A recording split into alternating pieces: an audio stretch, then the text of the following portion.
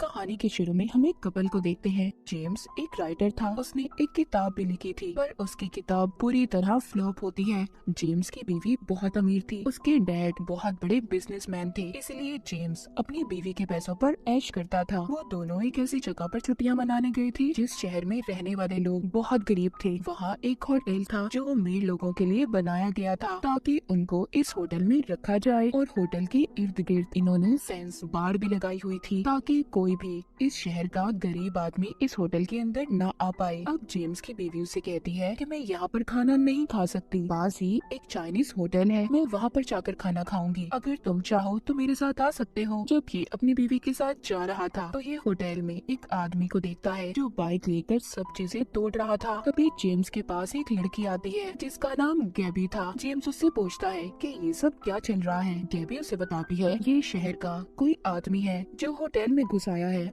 और यहाँ पर आकर तोड़ फोड़ कर रहा है। गैबी यहाँ पर जेम्स को ये भी बताती है कि वो उसकी बहुत बड़ी फैन है, उसने उसकी किताब को भी पढ़ा है। ये सुनकर जेम्स काफी हैरान हो गया था क्योंकि उसकी किताब तो फेल हो गई थी। गैबी उसे कहती है मैं तो आपकी किताब के दूसरे हिस्से का इंतजार कर रही हूँ। थोड़ी देर बाद गैबी का हस्बैंड भी आ जाता है। ये दोनों जेम्स को अपने साथ रात को खाने का बोलते हैं। रात को जेम्स जब अपनी बीवी को लेकर होटल में जाता है तो वहाँ पर गैबी और उसका हस्बैंड भी थे। ये सब आपस में अपने अपने काम के बारे में बातें करते हैं। गैबी बताती है कि वो एक एक्ट्रेस है जबकि उसका हस्बैंड एक बिजनेसमैन है। ये सब मिलकर खाना खाते हैं और खूब मस्ती करते हैं। जब सुबह होती है तो जेम्स अपनी बीवी को उठाता है, बताता है कि आज हम गैबी और उसके हस्बैंड के साथ बाहर समंदर के किनारे घूमने जाएंगे। जेम्स की बीवी ये सुनकर कहती है ऐसा नहीं हो सकता, हम इस होटल के बाहर नहीं जा सकते, ये शहर हमारे लिए ठीक नहीं है और मैंने सुना है यहाँ पर आए दिन कत्ल या फिर चोरियां होती रहती हैं। पर जेम्स उससे कहता है फिक्र नहीं करो, मैं तुम्हारा ख्याल रखूंगा। ये होटल के गार्ड को पैसे देते हैं और निकल जाते हैं। जब ये समंदर के किनारे पर थे तो जेम्स जब अकेला था तो गैबी उसके पास जाती है। जेम्स ये देखकर काफी हैरान हो गया था। वो सोचता है कि गैबी का उसकी तरफ बहुत ध्यान है। वापस जाते हुए सब लोगों ने बहुत शराब पी ली थी, सब नशे में थे सिवाय जेम्स के, इसीलिए वो गाड़ी चलाता है। पर गाड़ी चलाते हुए उसे भी नींद आ रही थी। अचानक से उसकी आंखें बंद हो जाती हैं तो एक आदमी उसकी गाड़ी के आगे आ गया था। जब ये बाहर जाकर देखते हैं तो वो आदमी मर चुका था। जेम्स की बीवी ये सब देखकर काफी परेशान हो गई थी। वो जेम्स से कहती है कि हमें पुलिस को इस बात के बारे में बता देना चाहिए, पर गैबी उन्हें मना करती है। कहती है यहाँ की पुलिस बहुत खतरनाक है, वो मुजरिम को पकड़कर उनके साथ बहुत बुरा सलूक करती है। जेम्स और उसकी बीवी ये सब सुनकर डर जाते हैं, इसीलिए वो किसी को कुछ भी नहीं बताते और होटल में वापस आ जाते हैं। सुबह को जेम्स की जब आँख खुलती है तो वो बहुत ज्यादा थका हुआ था। तभी उसके दरवाजे पर बेल बजती है। जब ये जाकर देखता है तो बाहर आर्मी खड़ी थी जो इनको पकड़ने आई थी। वो इसे और इसकी बीवी को पकड़कर ले जाते हैं ताकि इन दोनों से उस आदमी के बारे में पूछताछ कर सके जिसका इनकी गाड़ी से एक्सीडेंट हुआ था। पूछने पर जेम्स की बीवी सबको सच बता देती है कि उसके हस्बैंड से उस रात उस आदमी की मौत हुई। जेम्स को अलग रखा गया था। उसके पास एक ऑफिसर आता है जो उसे बताता है कि तुम्हारी बीवी ने तुम्हारे गुनाह कबूल कर लिए हैं। जेम्स कहता है मुझे क्या सजा मिलेगी? ऑफिसर कहता है तुम्हारी सजा सिर्फ मौत है। जेम्स रोता है, कहता है मैं इतनी जल्दी नहीं मरना चाहता। ऑफिसर कहता है तुम्हें मरने को कौन कह रहा है, सजा मिलेगी पर तुम्हें नहीं, तुम्हारे क्लोन को, तुम्हारे हमशक्ल डुप्लीकेट इंसान को। जेम्स उससे पूछता है ऐसा कैसे हो सकता है? ऑफिसर कहता है पैसों से सब कुछ हो सकता है, हम इंसान के क्लोन्स बनाते हैं जिससे उसे सजा मिल जाती है, असल इंसान को नहीं, और जो असल मुजरिम होता है वो बच जाता है।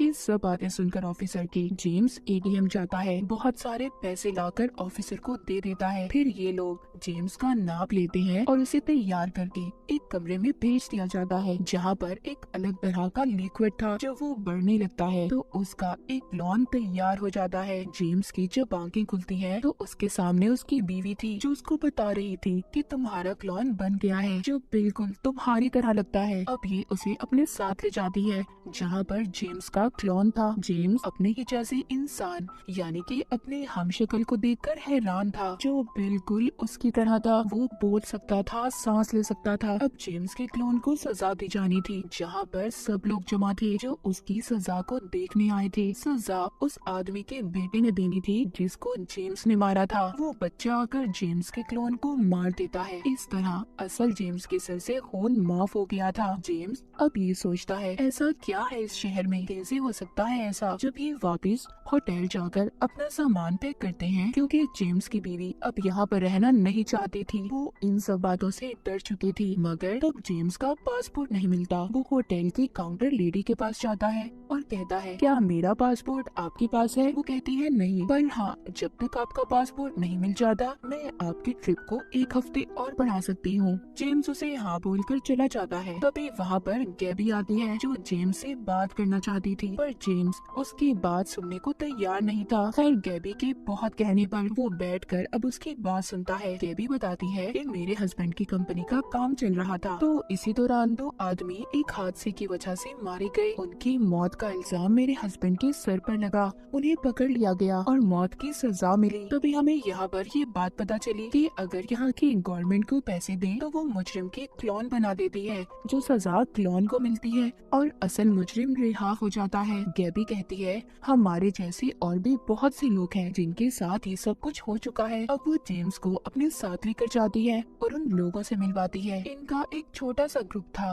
और इन्हें यहाँ पर रहकर ये सब करने में मजा आ रहा था। मतलब वो किसी भी आदमी को मारते, फिर पैसे देकर अपने क्लोन बनवाते, उसको सजा दिलवाकर खुद बच जाते थे। गैबी सबको जेम्स से मिलवाती है। ये सब प्लान करते हैं जिस होटल में ये रह रही है, यहाँ के मालिक का घर पहाड़ के ऊपर है, क्यों ना हम वहाँ पर जाकर उसको सबक सिखाएं। जेम्स सुनकर कहता है ये सब ठीक नहीं है, पर ये सब उसे मना लेते हैं। जिसके बाद ये एक दुकान का शीशा तोड़कर दुकान के अंदर जाकर वहाँ से अपने लिए मास्क लेते हैं। फिर ये होटल के मालिक के घर जाकर उसके घर की बेल बजाते हैं। जब एक लेडी दरवाजा खोलती है तो ये उसे पकड़ लेते हैं और बाकी सबको भी बंदी बना लेते हैं। तभी वहाँ पर होटल के मालिक का गार्ड आता है जो सब पर गोलियां चला रहा था। तभी गैबी जेम्स के हाथ में बंदूक देती है और कहती है कि सबको मार दो। इसी उसमें एक गोली होटल के मालिक को लग जाती है, वो मर चुका था। गैबी का एक साथी भी जख्मी था। जब ये उसका इलाज करने एक कमरे में जाते हैं जहाँ पर पुलिस आकर सबको पकड़ लेती है। पुलिस ऑफिसर इनके पास आता है और कहता है कि लोग बहुत जुर्म कर चुके हैं और उन्होंने इनके बहुत से क्लोन्स बनाए हैं, अब और ज्यादा इनके क्लोन्स नहीं बना सकते। अब ऑफिसर इन सबको एक कमरे में ले जाता है जहाँ सबके गले काट कर उन्हें सजा दी जाती है। तभी हम देखते हैं वहाँ पर बैठे कुछ लोग तालियां बजा रहे थे और वो कोई और नहीं बल्कि गैबी और जेम्स के ग्रुप के लोग थे जो अपने क्लोन्स को मरता हुआ देख रहे थे। जेम्स को भी अब इनके साथ ही काम करने में मजा आ रहा था। जब ये होटल में जाता है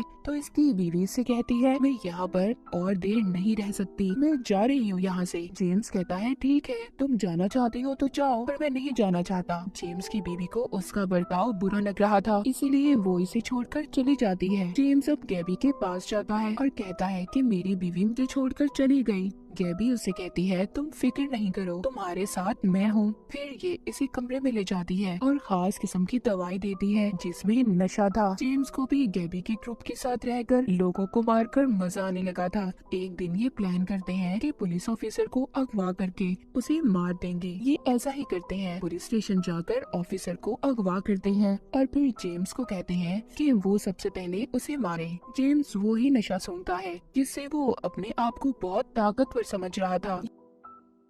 ये ऑफिसर को बहुत मारता है। जब गैबी उस ऑफिसर के मुंह से कपड़ा हटाती है तो वो ऑफिसर नहीं बल्कि जेम्स का डुप्लीकेट क्लोन था। गैबी कहती है हम तो सिर्फ तुम्हारे साथ मजाक कर रहे थे। ये बात जेम्स को बहुत बुरी लगती है। वो अपने आप को एक कमरे में बंद कर लेता है और सोचता है ये तो बहुत खतरनाक ग्रुप है जो उसे तो कुछ भी नहीं समझते, वो लोग सिर्फ उसका इस्तेमाल कर रहे हैं। ये खुद को कमरे में बंद करके फिर अपना पासपोर्ट वॉशरूम से निकालता है जो इसने वहाँ पर खुद ही छुपाया था। ताकि वो यहाँ पर रुक सके, पर अब वो वापस जाना चाहता था। वो अपना पासपोर्ट लेकर एक बस में बैठ जाता है ताकि ये बस उसे एयरपोर्ट छोड़ दे। जब ये बस में बैठकर जा रहा था तो देखता है गैबी और उसके साथी अपनी गाड़ी में इसका पीछा कर रहे थे। गैबी उसे बंदूक दिखाकर कहती है कि बस से नीचे उतरो। जब जेम्स उसकी बात को नहीं मानता, गैबी उस बस के आगे आकर ड्राइवर से कहती है कि उन्हें जेम्स चाहिए। अब जेम्स बस से नीचे उतर जाता है। गैबी और उसके साथी जेम्स को पैदल ही होटल तक चलाते हैं। जेम्स को उनका ऐसा बर्ताव बिल्कुल पसंद नहीं आ रहा था।